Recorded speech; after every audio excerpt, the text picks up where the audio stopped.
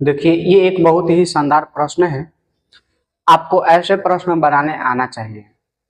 आप इसके सॉल्यूशन को देखिए और इस प्रकार के कोई भी प्रश्न अगर रहेगा तो आपको इसके बाद बनाने में कोई दिक्कत नहीं होगा। आप प्रश्न देखते ही उसके आंसर तक पहुंच जाएंगे।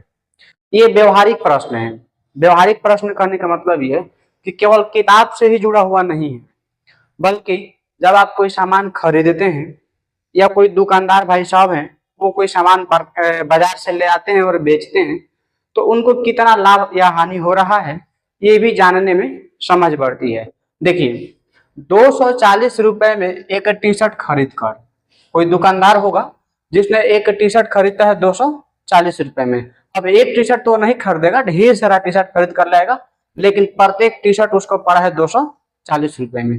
अब अगर वो सिर्फ 300 रुपए में भी बेचता है, तो 240 में खरीद करके 300 में बेच रहा है। वैसे आमतौर पर होता नहीं है, आधा रेट पर लोग खरीद कर ले आता है और उसको जितना पर भी खरीद कर लाया है दोगुना रेट पर बेच देता है। आप बिना कंपनी वाला जितना टी शर्ट लीजिएगा, और कंपनी वाला में भी वही चीज है। दुकान से हम लोग जिस कंपनी का भी टी शर्ट खरीदी या शर्ट खरीदते हैं, तो वो जब कंपनी में बना था वहां से लेकर के और आपके पास पहुंचते पहुंचते उसका रेट लगभग 3 गुना हो चुका रहता है।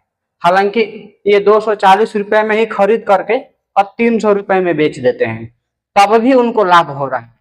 और उनको कितना प्रतिशत का लाभ हो रहा है ये बताना है।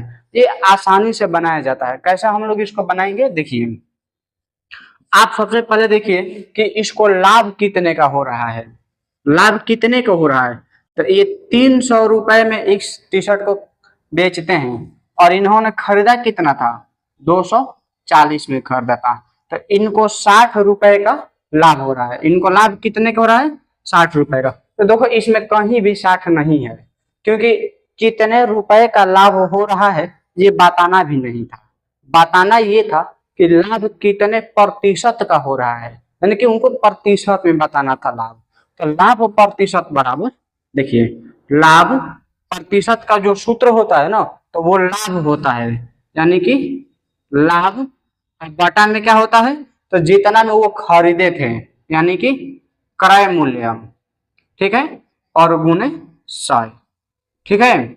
जितना का उनको लाभ हो रहा है उसको ऊपर लिखना है, जितना में वस्तु को खरीदे थे उसको नीचे लिखना है, और गुणे 100 किया जाता है। ये इस प्रश्न में हम सूत्र लिख दिए हैं।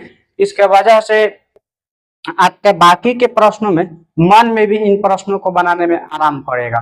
देखिए, लाभ आपको होता है 60 रुपए का, और इस टी शर्ट को खरीदे थे कितना में, 240 में, और यहाँ पर गुणे 100। और अभी देखिए, इसे ये कट जाएगा 4 बार में, और ये इसे कट जाएगा 25 बार में। तो इनको जो है इस टी शर्ट पर 25% का लाभ हो रहा है। कितने प्रतिशत का लाभ हो रहा है, 25% का लाभ हो रहा है। तो लाभ बटा में क्रय मूल्य अगुणे 100 कर दीजिएगा, तो आपको लाभ प्रतिशत निकल जाएगा।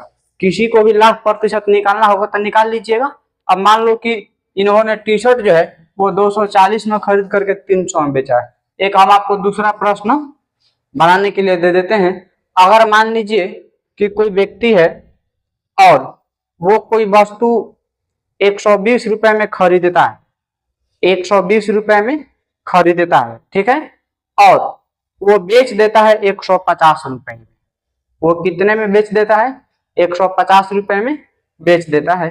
तो उसको कितने प्रतिशत का लाभ होगा, आप लोग इसको बताइएगा। तो देखिए, 120 रुपए में खरीद कर 150 रुपए में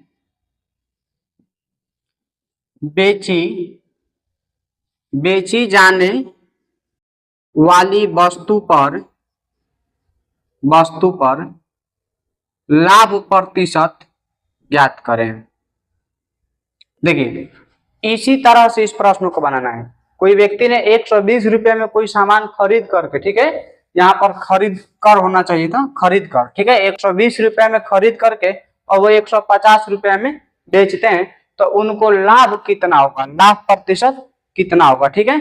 इसको हमको आप लोग बताइएगा बना करके।